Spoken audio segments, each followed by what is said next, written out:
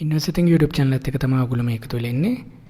මේ වීඩියෝ එකෙන් කතා කරන්න හිතුවේ GSP Plus සම්බන්ධයෙන් සහ ඔයගොල්ලෝ දැනටමත් දන්නවා ජූනි 10 වගේ නිවුස් එකක් රිලීස් වුණා යුරෝපියන් පාර්ලිමේන්තු එක මේ ලංකාව සම්බන්ධයෙන් දීලා තියෙන GSP Plus සහනය නැවත සලකා බලන්න යනවායි කියලා. එහෙම නැත්නම් මේක తాවකාලිකව විත්ඩ්‍රෝ කරන්න අයින් කරන්න ලංකාවට දීලා තියෙන ඒ කන්සෙෂන් එක අයින් කරන්න සලකා බැලීමක් කරනවායි කියන රෙසොලූෂන් එක යුරෝපියන් පාර්ලිමේන්තු එකේදී පාස් කරගෙන තියෙනවා රෙසොලූෂන් එකක් විදියට. ඒතර මේක ඇත්තටම මොන වගේ ලංකාවට බලපාද විශේෂයෙන්ම එක්ස්පෝර්ට් මාකට් එකට. ඒතර ඒකත් එක්ක එක්ස්පෝර්ට් කරන ලිස්ටඩ් කම්පනීස් ලංකාවේ බොහොමයක් තියෙනවා ස්ටොක් එක්ස්චේන්ජ් එකේ. ඒතර මෙන්න මේ කම්පනීස් වල ප්‍රයිසස් වලට මොන වගේ බලපෑමක් ඇති වේද කියලා සමහරව අහලා තිබ්බා. ඒතර මේක ඇත්තටම ලංකාවේ ඉකොනොමි එකට මේ වගේ තත්ත්වයක් ඇති වුණොත් යම්කිසි බලපෑමක් තියෙන්න පුළුවන්. ඒක අපිට 100%ක්ම නෑ කියන්න බෑ. ඒතර ඒක ගැන තමයි අපි අද මේ රිසර්ච් එක කරලා තියෙන්නේ. ඒතර ඔයගලන්ට ඒ අනුව ඩිසයිඩ් කරන්න පුළුවන් මොන වගේ කම්පනීස් වලට මේකෙන් බලපෑමක් ඇති වේද. ඒතර ඒකත් එක්ක ඔයගලන්ට ගන්න ඕන ඩිසිෂන්ස් Tamanට තාර්කික විදියට එහෙම නැත්නම් රැෂනලයිස් කරගැනීමේ හැකියාවක් මේ වීඩියෝ එක කරා ලැබෙයි කියලා මම විශ්වාස කරනවා. හරි ඒතර මේකෙදි ඇත්තටම මොකද වුනේ කියලා කිව්වොත් එහෙම දැන් ජූනි 10 අර මං කලින් කිව්වා වගේ යුරෝපියන් පාර්ලිමේන්තු එක රිසොලූෂන් එකක් ඇඩොප්ට් කරා විශේෂයෙන්ම මේ ලංකාවේ Prevention of Terrorism Act එක. ඒතර ඔයගොල්ලෝ දන්නවා ත්‍රස්තවාදයේ වැළැක්වීමේ පනත. ඒතර මේක තබා ගැනීම සම්බන්ධයෙන් EU එකේ තියෙනවා යම්කිසි විරෝධයක්. ඒතර මේක අර විදිහට පාවිච්චි කළා නැහැ කියලා තමයි ඒගොල්ලෝ පවසන්නේ. ඒගොල්ලන්ගේ ස්ටේට්මන්ට් වලට අනුව ඒ විතරක් නෙමෙයි ඒ වගේම human right violations විශේෂයෙන්ම ඒගොල්ලෝ හැමතිස්සෙම ගේන ෆැක්ට් එක තමයි මේ මානව හිමිකම් උල්ලංඝනය වීම සම්බන්ධයෙන්. ඒතර මෙන්න මේ වගේ කාරණා නිසා තමයි මේගොල්ලෝ නැවත ලංකාවට දීලා තියෙන මේ GSP Plus සහනය తాවකාලිකව අයින් කරන්න නැවත තීරණය කරනවා කියන තත්යකට ඇවිල්ලා තියෙන්නේ. ඒතකොට මේක තාම කරලා නැහැ. නමුත් යම්කිසි අවධානමක් තියෙන බව තමයි මෙතනින් අපිට පැහැදිලි වෙන්නේ. හරි එතකොට මොකද්ද මේ GSP Plus කියලා කියන්නේ? ඒතකොට මේක සහ GSP Plus නැති වුණොත් අපිට වෙන බලපෑම ගැන තමයි අපි වැඩිපුර කතා බහ කරන්න ඕනේ. ඒතකොට ඒ අනුව තමයි තමන්ගේ ඩිසිෂන්ස් ගන්න පුළුවන් වෙන්නේ. හරි GSP Plus කියන්නේ Generalized Scheme of Preferences කියන මෙන්න මේ සහනදායී වැඩපිළිවෙල. ඒතර මේක ඇත්තටම සිද්ධ වෙන්නේ මේක ට්‍රේඩ් කන්සෙෂන් එකක්. එහෙම නැත්නම් මේක වෙළඳ සහයෝගීතාවයක් එක්ක කරන දෙයක් තමයි. ඒ කියන්නේ ලංකාවෙන් යුරෝපියන් යුනියන් කන්ට්‍රීස් වලට. ඒතර යුරෝපියන් යුනියන් එකේ කන්ට්‍රීස් තියෙනවා 27ක්. මෙන්න මේ රටවල් 27ට ලංකාවෙන් භාණ්ඩ අපනයනය කරනකොට අන්නේ අපනයන භාණ්ඩ සඳහා import tariffs එහෙම නැත්නම් ඒ රටවලින් ගහන ආනයන බදු අඩු කරලා එහෙම නැත්නම් සම්පූර්ණයෙන්ම අයින් කරලා සහනදායී වැඩපිළිවෙලක් යටතේ ලංකාවේ products ඒ රටට ඇතුල් කරන්න ඉඩ දෙනවා. ඒකට මේකෙන් වෙන්නේ ලංකාවේ products වලට competitive pricing එකක් දෙන්න පුළුවන් වෙනවා. මොකද එහෙම නැති වුණොත් වෙන්නේ ඒ ටැක්ස් එකක් ගැහුවොත් එහෙම ලංකාවේ එක්ස්පෝර්ටර්ස් රට මිල වැඩියෙන් තමයි කුඩන්නේ. එතකොට යුරෝපියන් යුනියන් එක ඇතුලේ ඉල්ලුමක් නැති වෙන්න පුළුවන්. ඒ නිසා ඒවා මිලදී ගැනීමට එහෙම නැත්නම් ඩිමාන්ඩ් එකක් යුරෝපියන් යුනියන් එකේ නැති වෙන පුළුවන්. මෙන්න මේ සහනය තමයි GSP Plus කියලා කියන්නේ. ඇත්තටම GSP Plus කියලා කිව්වත් ඔක GSP සම්බන්ධයෙන් යුරෝපියන් යුනියන් එක ඔෆර් කරන GSP ක්‍රමවේදයන් කීපයක් තියෙනවා. එකක් තමයි මේ ස්ටෑන්ඩඩ් GSP කියන්නේ. ඒතර මේක දෙන්නේ ඇත්තටම for low and lower middle income countries වලට තමයි මේක දෙන්නේ. ඒතර මේකනුත් අදහස් වෙන්නේ partial or full removal of customer duties on 2/3 of tariff lines කියලා. මේක තමයි ලංකාවටත් කලින් ක්‍රියාත්මක වුණේ. නමුත් දැන් ක්‍රියාත්මක වෙන්නේ මෙන්න මේ GSP Plus කියන මෙකැනිසම් එක. මේක තමයි පැහැදිලි කරන්නේ the special incentive arrangement for sustainable development and good governance. ඒ වගේම කියනවා it slashes these same tariffs to 0% for vulnerable low and lower middle income countries that implement 27 international conventions related to human rights, labor rights, protection of the environment and good governance. ඒතකොට ඔයගලන්ට මෙතනින් තේරෙන දේ තමයි මේ GSP Plus කියන සහනය එහෙම නැත්නම් ඒගොල්ලන්ගේ රටට භාණ්ඩ ආනයනය කිරීමේදී දෙන මේ tariff relief එක නැත්නම් duty relief එක නිකම්ම දෙන්නේ නැහැ. ඒ සඳහා යම්කිසි සම්මුතීන් 27කට අපි එකඟ වෙන්න ඕනේ. එහෙම වුණොත් තමයි මෙන්න මේ සහනය ලබා දෙන්නේ. එතකොට මෙන්න මේ සම්මුතීන් 27ට එකඟ වෙනවද කියලා ඒගොල්ලෝ අනිවාර්යයෙන්ම මොනිටර් කරනවා. ඒතර මෙන්න මේ මොනිටරින් එකේදී තමයි මෙන්න මේ රිසොලූෂන් එක පාස් කරලා තියෙන්නේ අර කලින් කිව්වා වගේ EU පාර්ලිමේන්තු එක. ඒතර අන්නේ සම්මුතියෙන් තමයි මෙන්න මේ මානව හිමිකම්, ඒ වගේම labor rights, ඒ වගේම පරිසරය සම්බන්ධයෙන් තියෙන protection of environment, ඒ වගේම good governance. එහෙම නැත්නම් යහපත් පාලන ක්‍රමවේද. ඒතර මෙන්න මේ වගේ සම්මුතින් 27ක් තියෙනවා. ඒතර ඇත්තටම මේ ඔයගොල්ලෝ දකින්නේ අන්නේ සම්මුතියෙන් 27 the relevant GSP plus conventions. මේ කන්වෙන්ෂන් 27ම ඔයගොල්ලන්ට යුරෝපියන් යුනියන් වෙබ්සයිට් එකෙන් ගන්න පුළුවන්. ඒතර මේක ඇත්තටම අර කියපු මේජර් ඒරියාස් හතරට තමයි සඳහන් වෙන්නේ. විශේෂයෙන්ම human rights ඒ වගේම protection of environment මෙන්න මේ වගේ කරුණු 27ක් ගැන තියෙන සම්මුතින් ටික තමයි මෙන්න මේ සඳහන් වෙන්නේ. ඒතර මෙන්න මේ සම්මුතින් 27ට යටත් වෙන්න ඕනේ. එහෙම නැත්නම් ඒවා අනිවාර්යයෙන්ම පිළිපදින්න ඕනේ. එතකොට තමයි මෙන්න මේ GSP plus සහනය යුරෝපියන් යුනියන් එක ලබලා දෙන්නේ. ඒතර මෙන්න මේ විදිහට GSP plus සහනය දුන්නම මෙන්න මේ මොනිටරින් මෙකැනිසම් එක ක්‍රියාත්මක වෙනවා. ඒතර ඒගොල්ලෝ බලනවා human rights, labor rights, environmental protection, good governance මේවා දිගටම ප්‍රැක්ටිස් කරනවාද කියලා. එහෙම නැති වුණොත් තමයි දැන් ඔය මතුවලා තියෙන ප්‍රශ්න වගේ දේවල් මතුවෙන්න අවස්ථාව තියෙනවා. එතකොට ඒගොල්ලන්ට GSP plus කියන එක ඒ ෆැසිලිටි එක අයින් කරන්න හැකියාවක් තියෙනවා. ඒතර මේ වගේ අවස්ථාවක් ලංකාවේ 2010 දී සිද්ධ වුණා. ඒතර නැවතත් 2010න් පස්සේ මේක නැවතත් අතර මේ ළඟදී රාජතාන්ත්‍රික මට්ටමින් මේක කතා කරලා නැවතත් GSP plus සහනය ගත්තා. ඒතර නැවතත් ඊට පස්සේ තමයි දැන් මේ අපි මේ පාර්ලිමේන්තු එකේ මෙන්න මේ තත්ත්වය දකින්නේ.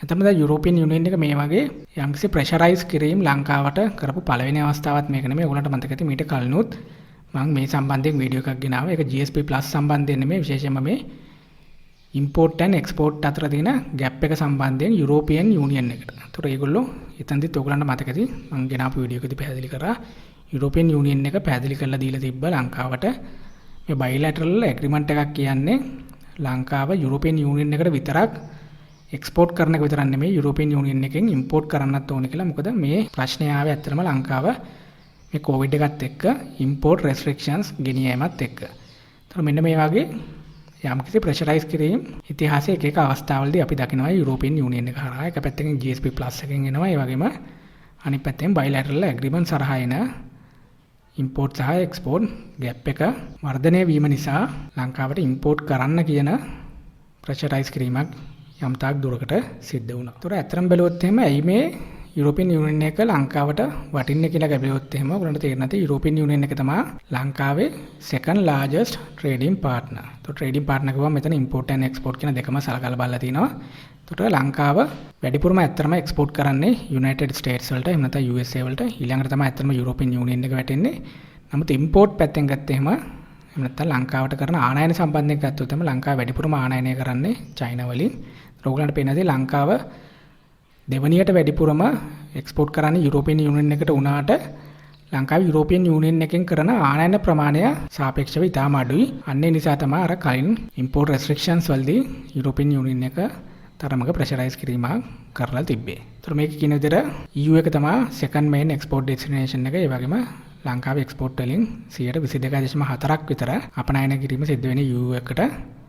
විශේෂයෙන්ම ඇඟලුම් සහ රබර් ආශ්‍රිත නිෂ්පාදන තමයි ගොඩක් වෙලාවට EU එකට ලංකාව අපනයනය කරන්නේ. ඒතර ඔයගොල්ලන්ට මම පෙන්නන්නම් මේ ලංකාවේ 2020 අපනයන සංයුතය බැලුවොත් එimhe ඔයගොල්ලන්ට මෙතන පේනවා මෙතන සම්පූර්ණ අපනයන ප්‍රමාණය ඒකෙන් 23.3ක් කෘෂි ආශ්‍රිත අපනයන. ඒ වගේම ඊටු ටික තමයි මේ තියෙන්නේ ඉන්ඩස්ට්‍රියල් නැත්නම් මැනුෆැක්චරින් රිලේටඩ් මෙන්න මේ අපනයන ටික තමයි මේ තියෙන්නේ. ඒතර ඒක තමයි මේ බ්‍රේක් ඩවුන් කරලා තියෙන්නේ. ඔයගොල්ලන්ට පේනද මේ 76.4න් වැඩි ප්‍රමාණයක් මේ නිල් පාට සෙක්ෂන් එකේ ඇත්තටම අයිති වෙන්නේ ටෙක්ස්ටයිල් ඇන්ඩ් ගාමන්ට්ස්. ඒතර ඒක තමයි 144ක්ම තියෙන්නේ ඕවර්ऑල් percentage එකෙන් ගත්තායින් පස්සේ. ඒ වගේම ඔයගොල්ලන්ට පේනවා ඇති රබර් ප්‍රොඩක්ට්ස් ඊළඟට වැඩිපුර ප්‍රමාණයක් තියෙනවා. ඊට පස්සේ ෆුඩ් බෙවරේජ් ඇන්ඩ් ටොබැකෝ තියෙනවා. ඒ වගේම පෙට්‍රෝලියම් ප්‍රොඩක්ට්ස් වගේක් තියෙනවා. ඒතර මූලිකවම ගත්තොත් එimhe අපිට කොටස් දෙකක් අඳුර ගන්න පුළුවන්. ඒක තමයි රබර් ප්‍රොඩක්ට්ස් සහ මෙන්න මේ ලොකුම කොටස ටෙක්ස්ටයිල් ඇන්ඩ් ගාමන්ට් කියන කොටස තමයි ලංකාවේ ලොකුම එක්ස්පෝර්ට් රෙවෙනියු එක නැත්නම් එක්ස්පෝර්ට්ස් වලින් ලොකුම percentage එකක් ඒක සංයුතයෙන් දායක කරලා තියෙනවා. ඒ වගේම 2019 එක්ස්පෝර්ට් ඩෙස්ටිනේෂන් ගත්තොත් එහෙම ලංකාව අර මම කලින් කිව්වා වගේ වැඩිපුරම එක්ස්පෝර්ට් කරන්නේ අපනයනය කරන්නේ USA වලට. ඊළඟට තියෙන කන්ට්‍රීස් ටික තමයි මේ පෙන්නන්නේ. ඒතකොට මෙතන තියෙනවා යුරෝපියන් යුනියන් එකට අදාළ වෙන වැටෙන කන්ට්‍රීස්. දැන් ඇත්තටම UK එක EU එකට අයිති වෙන්නේ නැහැ. ඒ නිසා ඒක බලපෑමක් නැහැ ඇත්තටම. නමුත් අපි ගත්තොත් එහෙම ජර්මනියේ, ඉතාලි, බෙල්ජියම්, ඒ වගේම නෙදර්ලන්ඩ්ස්, ඒ වගේම ෆ්‍රාන්ස් ගත්තොත් එහෙම මෙන්න මේ රටවල් EU එකට අයිති වෙනවා. ඒ වගේම මේක අතරේ වුණත් EU එකට අයිති වෙන තවත් කන්ට්‍රීස් තියෙන පුළුවන් 100කට වඩා අඩු ප්‍රමාණයකින් දායකත්වයක් දක්වන නිසා තමයි එතන වෙන වෙනම කන්ට්‍රීස් පෙන්නලා නැත්තේ. අර මෙන්න මේ වගේ එක්ස්පෝර්ට් සංයුතයක් තමයි තියෙන්නේ. ඒ වගේම 2014 මේක ඩේටා ටිකක් පරණයි. නමුත් අපිට ඕවරෝල් අයිඩියා එකක් ගන්න පුළුවන් EU එකට විශේෂයෙන්ම ලංකාව කරපු එක්ස්පෝර්ට් සම්බන්ධයෙන් 2014 දී එතකොට තිබ්බේ ඒ වෙලාවේ තිබ්බ percentage එක තමයි EU වලට කරපු එක්ස්පෝර්ට් වලින්. එහෙම නැත්නම් යුරෝපියන් යූනියන් එක ලංකාවෙන් කරපු imports. එහෙම නැත්නම් අපිට කියන්න පුළුවන් ලංකාව EU එකට කරපු එක්ස්පෝර්ට් කියලා. ලංකාව EU එකට කරපු අපනයන ගත්තොත් එම ඇපරල් එක තමයි 59ක් වගේ තියෙන්නේ. ඒ වගේම රබර් අර මං කලින් කිව්වා වගේ තියෙනවා. ඒ වගේම fish related products තව කොටසක් අයි තියෙනවා. මෙන්න මේ වගේ සංයුතියක් තමයි මේකේ තියෙන්නේ. ඒතකොට ඇපරල් සහ රබර් කියන්නේ තරමක key sectors දෙකක් කියලා අපිට වැලු බැලමටම පේනවා. ඒතර දැන් ඊළඟට තියෙන ප්‍රශ්නේ තමයි මේකෙන් තියෙන බලපෑම මොන වගේද කියන එක. ඒතර හදිසියවත් GSP+ කියන සහනය නැති වුණොත් එහෙම එක්ස්පෝර්ට් වලට යම්කිසි බලපෑමක් ඇති වෙන්න පුළුවන්. මොකද එක්ස්පෝර්ට් රෙවෙනියු එක අඩුවීමේ හැකියාවක් තියෙනවා. මොකද මේ මාකට් එකේ කම්පිටිටිව් ප්‍රයිසිං අපිට ගෙනියන්න බැරි වීමත් එක්ක. ඒතර මේක විශේෂයෙන්ම රබර් ප්‍රොඩක්ට්ස් වලටත් වඩා වැඩිපුරම බලපාන්න තියෙන chances තියෙන අතරම අපරල් එහෙම නැත්නම් මේ ක්ලෝතින් කියන සෙක්ෂන් එකට. නමුත් ඇත්තටම ද ලංකාවේ වුණා 2010 දී මේ GSP+ එක අයින් කරයින් පස්සේ වුණත් ලංකාවේ ඇතුලේ ප්‍රොඩක්ෂන් එක වැඩි වීමත් එක්ක මෙන්න මේ GSP+ සහනේ නැති කාලෙදී වුණත් ලංකාවේ එක්ස්පෝර්ට් ප්‍රමාණය ග්‍රෝ වෙලා තිබ්බා. නමුත් එකම දේ තමයි අර කියන සහනය එහෙම නැත්නම් ඒ කම්පිටිටිව් ප්‍රයිසිං වලට යන්න බැරි වෙන අවස්ථාවක් එන්න පුළුවන්. ඒතර ඒකෙන් එන අනිත් ඉම්ප්ලිකේෂන් එක තමයි GSP+ තිබ්බනම් better profitability එකක් ජෙනරේට් කරගන්න තිබ්බා GSP+ නැති අවස්ථාවට වඩා කියන එක ගැන යම්කිසි ඉම්ප්ලිකේෂන් එකකුත් එතනින් එනවා. ඒතර මේකත් එක්ක අතරම ස්ටොක් මාකට් එකේ මේ සම්බන්ධ ලිස්ටඩ් කම්පනීස් ඔයගොල්ලෝ දන්නවා. ඒතර මේවල මම වෙනම නම කියන්නේ නැහැ. විශේෂයෙන්ම ඔය කියන ජූනි 10න් පස්සේ ආසන්න වශයෙන් ගත්තොත් එහෙම ඇවරේජ් 5%ක විතර ඩ්‍රොප් එකක් අපි මේ අද කතා කරන 18 වෙනිදා වගේ වෙනකොට නැත්නම් දවස් 8ක විතර කාලෙකින් පස්සේ 5%ක විතර මාකට් එකේ ප්‍රයිසස් වල ඩ්‍රොප් එකක් සිද්ධ වෙලා තියෙනවා. නමුත් ඒක ලොකුම සිග්නිෆිකන්ට් ඩ්‍රොප් එකක් බවට පත් වෙලා නැහැ. එකක් තමයි මේක තාම ඉම්ප්ලිමන්ට් කරලා නැහැ එකක්. අනිත් එක තමයි මේකෙන් එහෙම ලොකුම බලපෑමක් වෙයි කියලා ඉන්වෙස්ටර්ස්ලා බලාපොරොත්තු වෙලා නැහැ. ඒතර ඒක තමයි ඇත්තටම මාකට් එකේ දැනට තියෙන තත්ත්වය. නමුත් යම්කිසි ප්‍රයිසස් අඩුවීමක් මාකට් ප්‍රයිසස් වල අඩුවීමක් අපි දකිනවා. ඒක 5% ඉක්මවා ගිහිල්ලා තාම ලොකු ප්‍රයිසස් ඩ්‍රොප් වීමක් අපි දකින්නේ නැහැ ඕවරෝල් මාකට් එකේ ගත්තොත් එහෙම. විශේෂයෙන්ම මේ අපරල් රිලේටඩ් ලිස්ටඩ් කම්පනීස් අතරේ. ඒ වගේම මම ඔයගලන්ට පෙන්නන්නම් දැන් විශේෂයෙන්ම කලින් මම කිව්වා GSP එකේ කොටස් තුනක් තියෙනවා කියලා. එකක් තමයි ස්ටෑන්ඩඩ් GSP එක, ඊළඟ එක තමයි GSP+, ඊළඟ එක තමයි මේ EBA කියලා හඳුන්වන්නේ. එහෙම නැත්නම් everything but arms කියන එක තමයි ඔය EBA එකෙන් හඳුන්වන්නේ. ඒතර මේක ඇත්තටම දෙන්නේ least developed countries වලට. ඒ කියන්නේ අඩුම වර්ධනයක් පෙන්වලා තියෙන සංවර්ධනයක් තියෙන රටවලට. ඒතර මේක සම්පූර්ණයෙන්ම duty free, quota free access එකක් දෙනවා. කියන්නේ full relaxed environment එකක් තමයි දෙන්නේ. නමුත් මේක ආයුධ සම්බන්ධ ගැටලුන් සඳහා ඒවා අපනයනය කරන්න ඉඩ දෙන්නේ නැහැ. නමුත් අනිත් සියලුම එක්ස්පෝර්ට්ස් වලට ඒ වගේ කන්ට්‍රීස් වලට full quota access එක දීලා තියෙනවා. ඒතර ඇත්තටම මේ country list එක ඔයගොල්ලන්ට මෙතනින් බලාගන්න පුළුවන්. මේක EU වෙබ්සයිට් එකේ තියෙනවා. ඒතර GSP+ කිව්වම ලංකාව වැටෙන්නේ මෙන්න මේ කැටගරි එකට. ඒතර මෙතන තියෙන අපිට හුරුදු පුරුදු රටවල් දෙකක් තමයි. එකක් තමයි ෆිලිපීන්ස් සහ පාකිස්තාන්.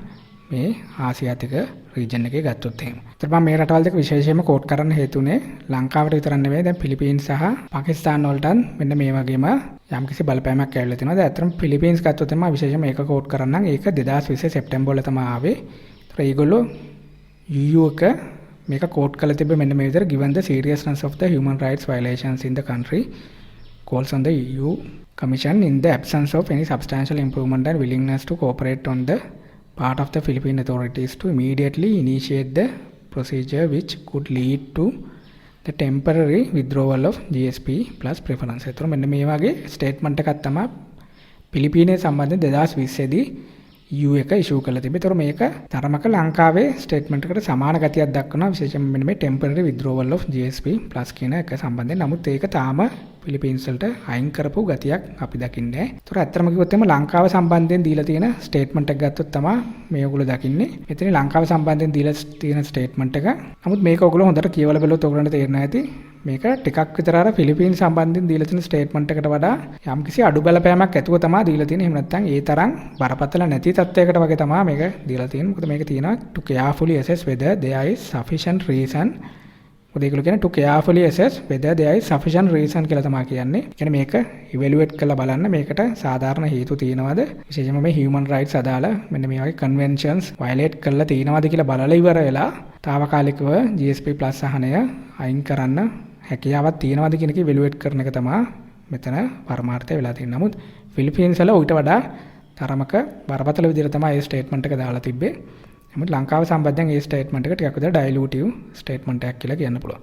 ඒතකොට නමුත් මෙතන තියෙන ප්‍රශ්නේ තමයි දැන් ෆිලිපීන්ස් වල තාමත් GSP+ එක අයින් කරලා නැහැ. ඒතකොට ඒහා සම්බන්ධව බැලුවොත් එහෙම ලංකාවේ ඊට වඩා බරපතල තත්ත්වයෙන් අඩු ස්ටේට්මන්ට් එකක් දීලා තියෙද්දි GSP+ සහනය අයින් කරයිද කියන කම්පැරිසන් එක තමයි කෙනෙක්ට එකපාරම ඔලුවට එන්නේ. නමුත් ඒකත් මම ඔයගලන්ට ෆැක්ට් එකක් විදිහට තමයි දුන්නේ. නමුත් මම මේකෙන් ඩිසිෂන් එකක් ගන්න යන්නේ නැහැ. ඔයගලන්ට ඒක තීරණය කරලා බලන්න පුළුවන්. ස්ටේට්මන්ට්ස් දෙකම ඔයගොල්ලෝ දැක්කා. ඒතකොට ඒක මොකද මේක උනත් ඇත්තටම එක එක්කෙනා කියවලා තේරුම් ගන්න විදිය අනුව වෙනස් වෙන්න පුළුවන්. කෙනෙකුට ඒක එහෙම නෙවෙයි වෙන්නත් පුළුවන්. නමුත් මේක තමයි ඒගොල්ලෝ ඉෂුව කරලා තියෙන ස්ටේට්මන්ට් එක. ඒතකොට මේ අනුවත් අපිට යම්කිසි අන්ඩර්ස්ටෑන්ඩින් එකක් ගන්න පුළුවන්.